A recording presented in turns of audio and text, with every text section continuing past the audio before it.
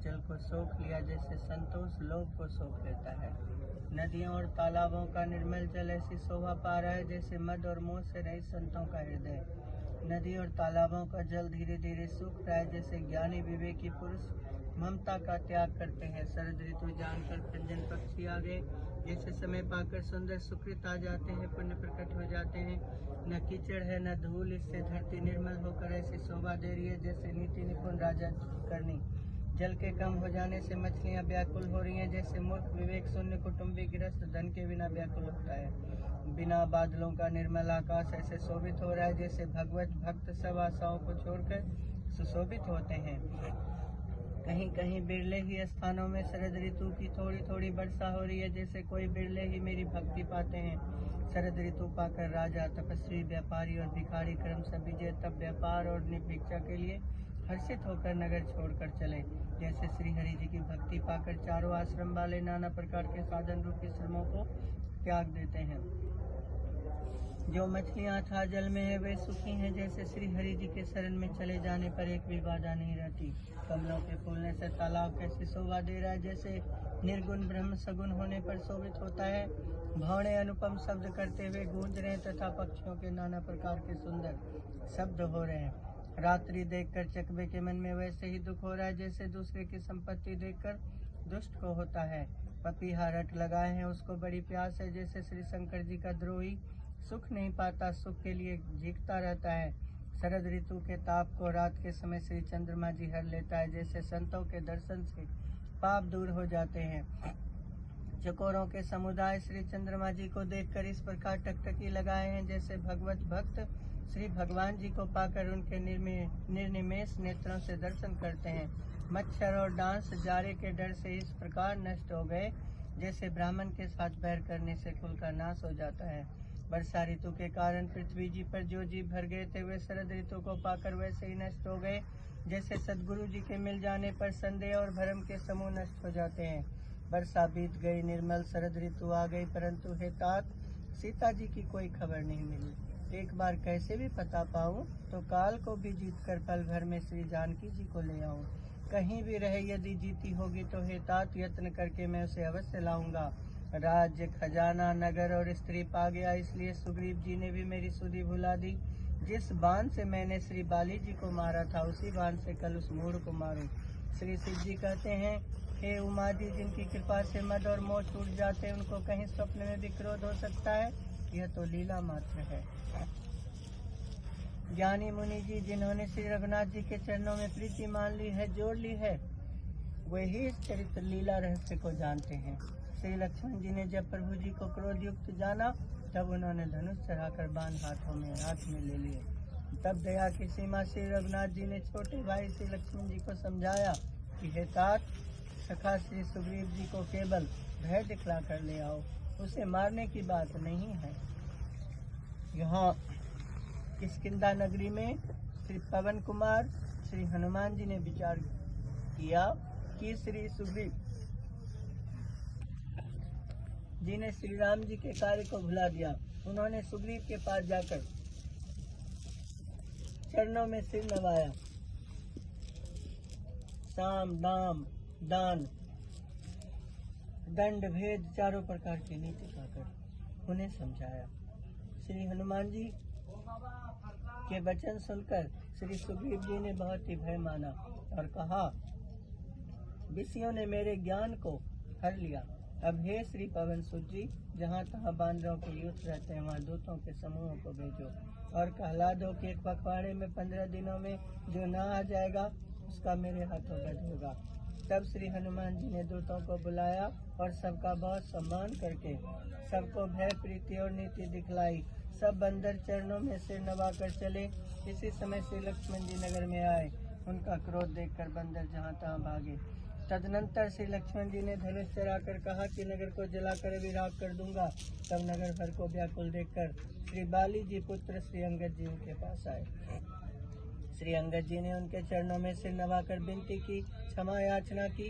तब श्री लक्ष्मण जी ने उनको अभय दी, भुजा उठाकर कहा कि डरो मत। सुग्रीव जी ने अपने कानों से श्री लक्ष्मण जी को क्रोध युक्त सुनकर भय से अत्यंत व्याकुल होकर कहा, हे श्री हनुमान जी सुनो, तुम तारा जी को साथ लेकर ले जाकर विनती करके राजकुमार को समझा बुझाकर शांत करो। श्री हनुमान जी ने तारा जी सहित जाकर श्री लक्ष्मण जी के चरणों की वंदना की और प्रभु जी के सुंदर यश का बखान किया। वे विनती करके उन्हें महल में ले आए और तथा चरणों को धोकर उन्हें पलंग पर बैठाया। तब वानरराज सुग्रीव जी ने उनके चरणों में सिर नवाया और श्री लक्ष्मण जी ने हाथ पकड़कर उनको गले से लगा लिया। सुग्रीव जी ने कहा, हे नाथ, विषय के समान और कोई मद नहीं है। यह मुनियों के मन में भी क्षण मात्र में मोह उत्पन्न कर देता है। फिर मैं तो विषयी जीव ही ठहरा। सुग्रीव जी के विनय युक्त वचन सुनकर श्री लक्ष्मण जी ने सुख पाया और उनको बहुत प्रकार से समझाया।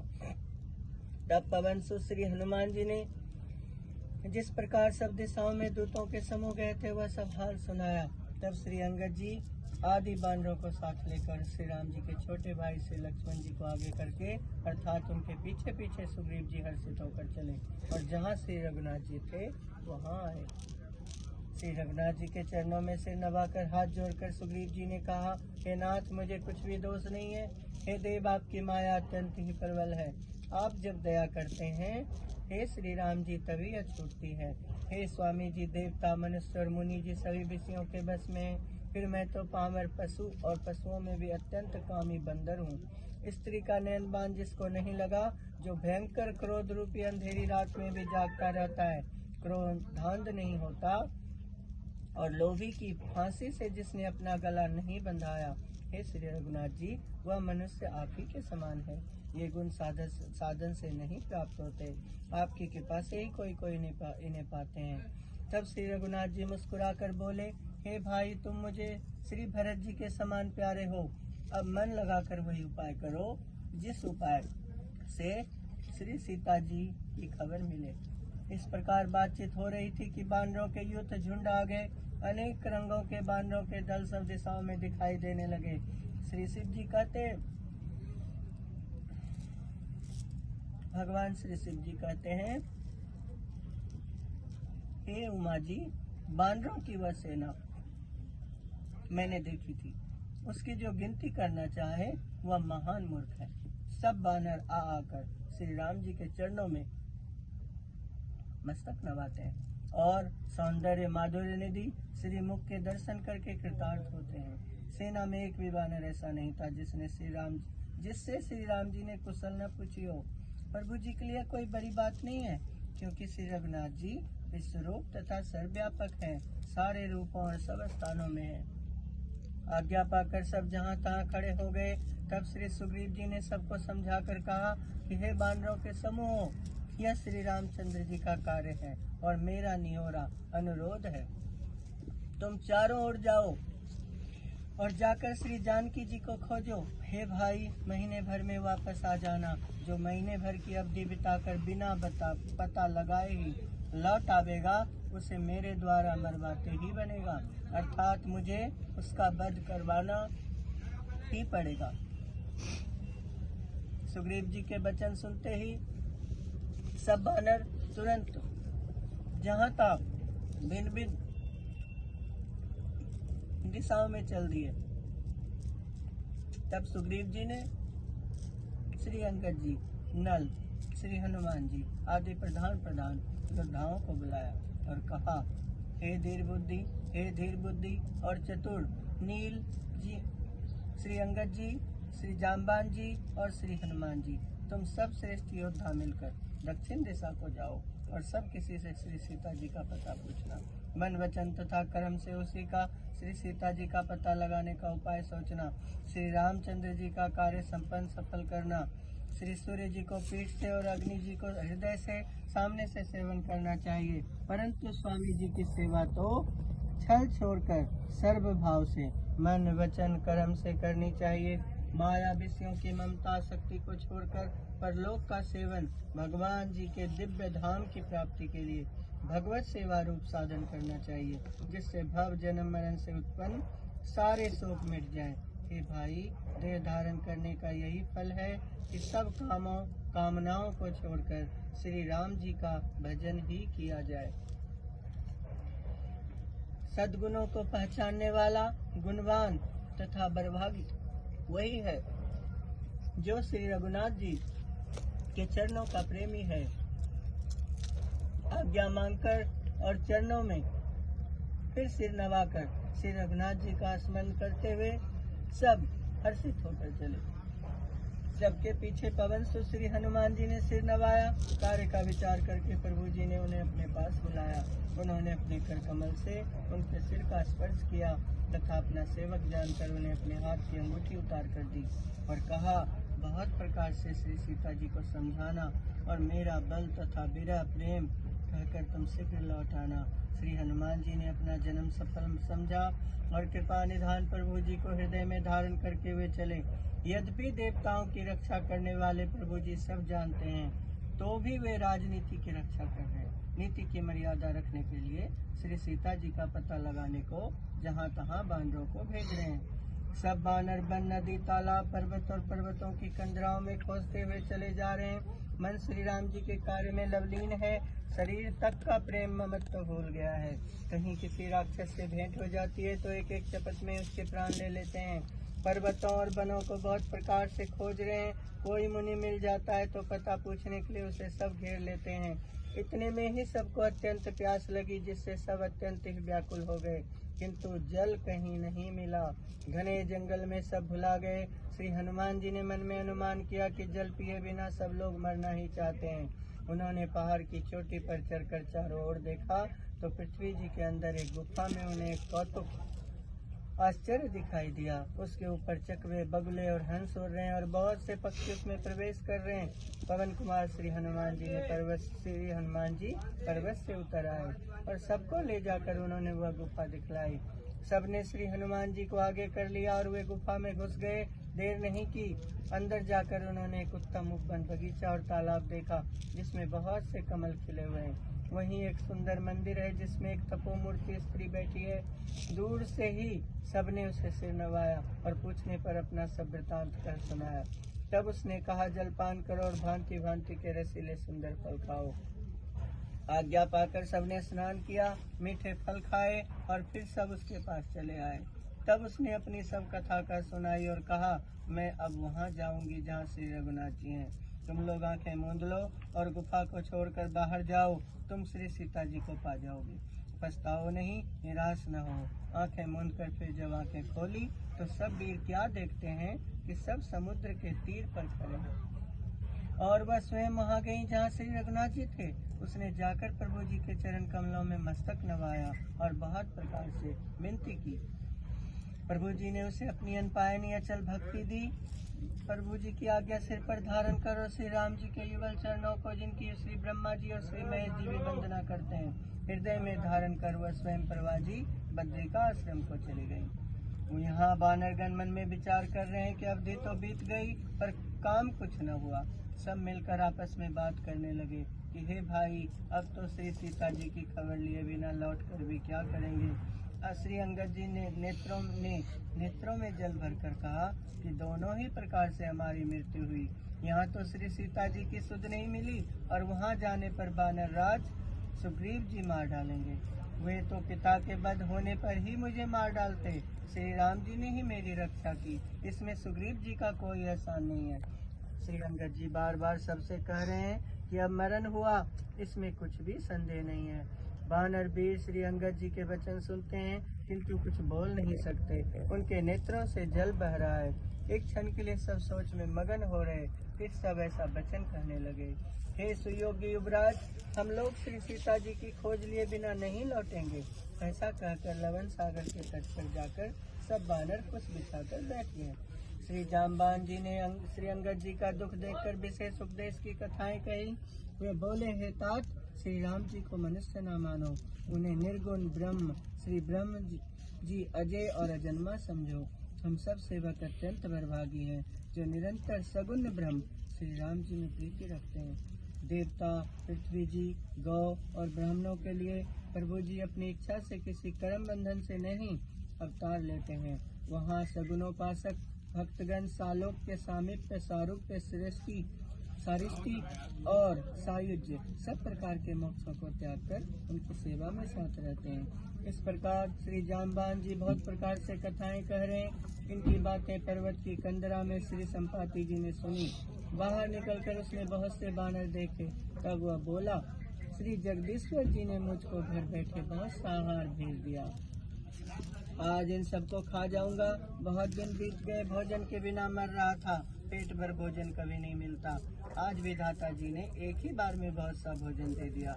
गिद्ध जी के वचन कानों से सुनते ही सब डर गए कि अब सचमुच ही मरना हो गया, यह हमने जान लिया। फिर उस गिद्ध श्री संपाति जी को देखकर सब बानर उठ खड़े हुए। श्री जाम्बान जी के मन में विशेष सोच हुआ। श्री अंगद जी ने मन में विचार कर कहा, आहा, श्री जटायु जी के समान धन्य कोई नहीं है।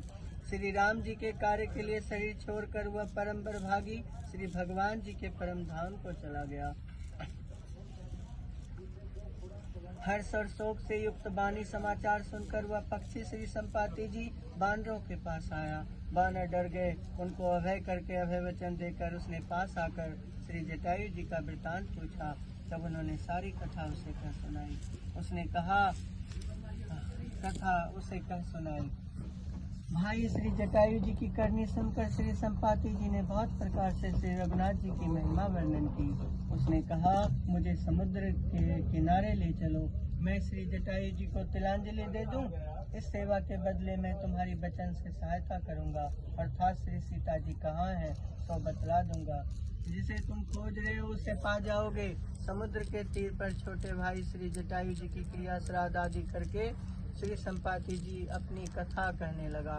हे वीर बानरों, सुनो, हम दोनों भाई उठती जवानी में एक बार आकाश में उड़कर श्री सूर्य जी के निकट चले गए। वह श्री जटायु जी तेज नहीं सह सका, उससे लौट आया, किंतु मैं अभिमानी था, इसलिए सूर्य जी के पास चला गया। अत्यंत अपार तेज से मेरे पंख जल गए, इसलिए श्री सूर्य जी के पास चला गया। अत्यंत अपार तेज से मेरे पंख जल गए। मैं बड़े जोर से चीख मारकर जमीन पर गिर पड़ा। वहाँ श्री चंद्रमा जी नाम के एक मुनि जी थे। मुझे देखकर उन्हें बड़ी दया लगी। उन्होंने बहुत प्रकार से मुझे ज्ञान सुनाया और मेरे देह जनित देह संबंधी अभिमान को छुड़ा दिया। उन्होंने कहा, त्रेता युग में साक्षात ब्रह्म मनुष्य शरीर धारण करेंगे। उनकी स्त्री को राक्षसों का राजा हर ले जाएगा। उसकी खोज में प्रभु जी दूत भेजेंगे। उनसे मिलने पर तू पवित्र हो जाएगा और तेरे पंख उगाएंगे। चिंता न कर, उन्हें तू श्री सीता जी को दिखा देना। मुनि जी की वह वाणी आज सत्य हुई। अब मेरे वचन सुनकर तुम प्रभु जी का कार्य करो। त्रिकूट पर्वत पर लंका बसी हुई है। वहाँ स्वभाव से निडर रावण रहता है। वहाँ अशोक नाम का उपवन बगीचा है जहाँ श्री सीता जी रहती हैं। इस समय भी वे सोच में मग्न बैठी हैं। मैं उन्हें देख रहा हूँ, तुम नहीं देख सकते, क्योंकि गिद्ध की दृष्टि अपार होती है, बहुत दूर तक जाती है। क्या करूँ, मैं बूढ़ा हो गया, नहीं तो तुम्हारी कुछ तो सहायता अवश्य करता। जो 100 योजन 400 कोस समुद्र लांघ सकेगा और बुद्धि निधान होगा, वही श्री राम जी का कार्य कर सकेगा। निराश होकर घबराओ मत, मुझे देखकर मन में धीरज धरो। देखो, श्री राम जी की कृपा से देखते ही देखते मेरा शरीर कैसा हो गया। बिना पाक का बेहाल था, पाक उगने से सुंदर हो गया। पापी भी जिनका नाम स्मरण करके अत्यंत अपार भवसागर से तर जाते हैं, तुम उनके दूत हो। अतः कायरता छोड़कर श्री राम जी को हृदय में धारण करके उपाय करो। श्री काकभुसुंडी जी कहते हैं, हे श्री गरुड़ जी, इस प्रकार कहकर जब गिद्ध चला गया तब उन बानरों के मन में अत्यंत विस्मय हुआ। सब किसी ने अपना अपना बल कहा, पर समुद्र के पार जाने में सभी ने संदेह प्रकट किया। वृक्षराज श्री जाम्बान जी कहने लगे, मैं अब बूढ़ा हो गया, शरीर में पहले वाले बल का लेस भी नहीं रहा। जब श्री खरारी जी, खर के शत्रु श्री राम जी, श्री वामन जी बने थे, तब मैं जवान था और मुझ में बड़ा बल था। बलि जी, राजा श्री बलि जी के बांधते समय प्रभु जी इतने बढ़े कि उस शरीर का वर्णन नहीं हो सकता, किंतु मैंने 2 ही घड़ी में दौड़कर उस शरीर की 60 प्रदक्षिणाएं कर ली। श्री अंगद जी ने कहा, मैं पार तो चला जाऊंगा, परंतु लौटते समय के लिए हृदय में कुछ संदेह है। श्री जाम्बान जी ने कहा, तुम सब प्रकार से योग्य हो, परंतु तुम सबके नेता हो, तुम्हें कैसे भेजा जाए। वृक्षराज श्री जाम्बान जी ने श्री हनुमान जी से कहा, हे श्री